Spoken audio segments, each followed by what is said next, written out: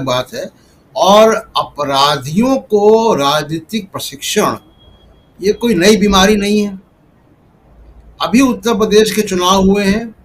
उत्तर प्रदेश के चुनाव में 205 विधायक चुन के आए हैं सभी पार्टियों के, जो आपराधिक छवि के हैं या जिनके पास आपराधिक मुकदमे हैं। 44% उसमें बीजेपी के जितने जीत के राज्य में 44% लोग आपराधिक बैकग्राउंड के हैं। तो अगर ये भीड़ का राज आप चलाएंगे, भीड़ तंत्र चलाएंगे, भीड़ के विवेक पर सत्ता चलेगी, तो भीड़ का विवेक तो बहुत अजीब होता है। और भीड़ के विवेक की तमाम कहानियां दुनिया भर में हमने देखी हैं। उसको लोकतंत्र नहीं मानना चाहिए कि जनता की राय है। भीड़ का विवेक और भीड़ का तंत्र को लोकतांत्रिक उसमें पैरामीटर में नहीं देखना चाहिए। और अब तक की जितनी भी सरकारें राजीव जी हुई हैं, उन्होंने भीड़, देखिए, एक पॉपुलिस्ट होना और जनता में जाके कुछ वादे करना और चुनाव जीतना, लेकिन चुनाव जीतने के बाद सरकारें रूल ऑफ लॉ से चलती हैं, भारत के संविधान से चलती हैं। भीड़ तंत्र से अगर चलेगी तो ये देश 2 दिन में रवांडा बन जाएगा, जर्मनी बन जाएगा। दुनिया के तमाम देशों में ये भीड़ तंत्र ने क्या क्या गुल खिलाए हम देख चुके हैं।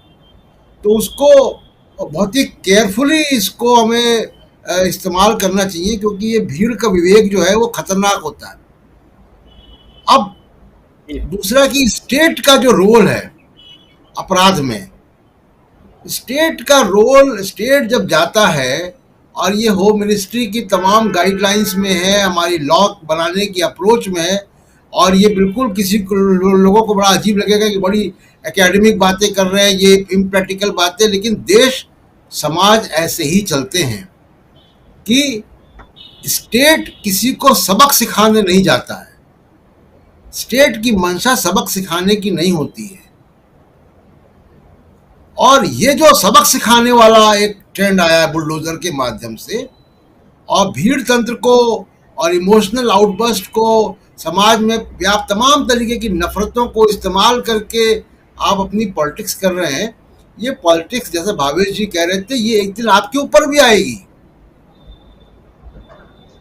क्योंकि अभी तो आपके जो 44% MLA वो भी तो आपराधिक छवि के हैं। कल को दूसरी सरकार आएगी, उनके खिलाफ बुलडोजर चलाएगी। कोई ऐसी पॉलिटिकल पार्टी नहीं है जिसके पास अपराधी अपने नहीं है, इन हाउस क्रिमिनल बैकग्राउंड के लोग। ADR का डेटा उठा के देख लीजिए।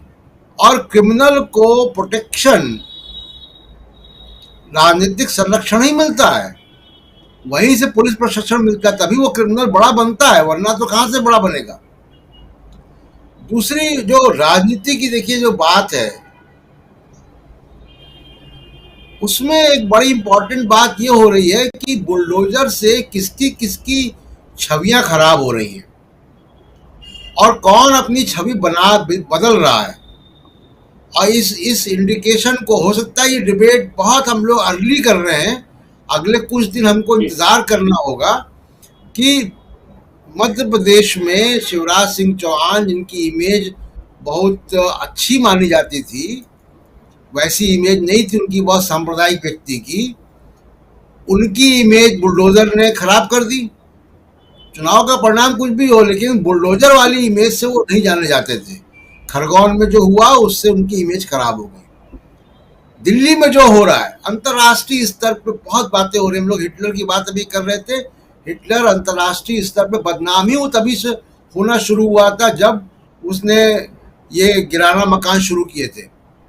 तो अंतर्राष्ट्रीय स्तर पर बहुत बदनामियां हो रही हैं, जिसका असर पड़ता है। ऐसा नहीं कि हम ग्लोबलाइज वर्ल्ड में रह रहे हैं, ये हम आइलैंड में नहीं रह रहे हैं कहीं कि हमारे ऊपर कोई फर्क नहीं पड़ेगा।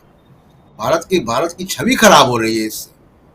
और आज एक ट्रेंड आप देखिए कि सारी, चाहे वो जुलूस आप निकाल रहे हैं, चाहे बुलडोजर चला रहे हैं, गरीब बस्तियों में, जहांगीरपुरी आपने चुना, क्यों भाई? डिफेंस कॉलोनी में अवैध निर्माण नहीं है क्या? न्यू फ्रेंड्स कॉलोनी में अवैध निर्माण नहीं है? ये दिल्ली की बड़ी बड़ी कॉलोनियों में जाइए आप, आपको पैदल चलने का रास्ता नहीं मिलेगा, रात में इतनी गाड़ियां खड़ी होती, सड़कें बंद हो जाती हैं। सरकारी जमीन पे ये बड़ी बड़ी गाड़ियां कैसे खड़ी हैं? इन पे कब चलेगा बुलडोजर? हिम्मत नहीं है। गरीब आदमी पे आपने जहांगीर पूरी चुन लिया, उन गरीब लोगों को आपने नफरत पिला के व्हाट्सएप से के जरिए जैसे भी तलवारें पकड़ा दी। लाओ ना ये जरा पैसे वाले लोगों के घर में, वहां पे उनको उनको उनको भी तो हिंदुत्व की रक्षा करें ना। Defence colony, new friends colony के लोग या दिल्ली की तमाम पॉश कॉलोनियों के लोग।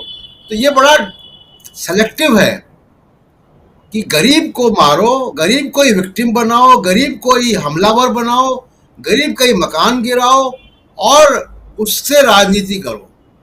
ये एक बहुत ही सैडिस्टिक पॉलिटिक्स है और इसका बहुत ही दुष्परिणाम होंगे देश में।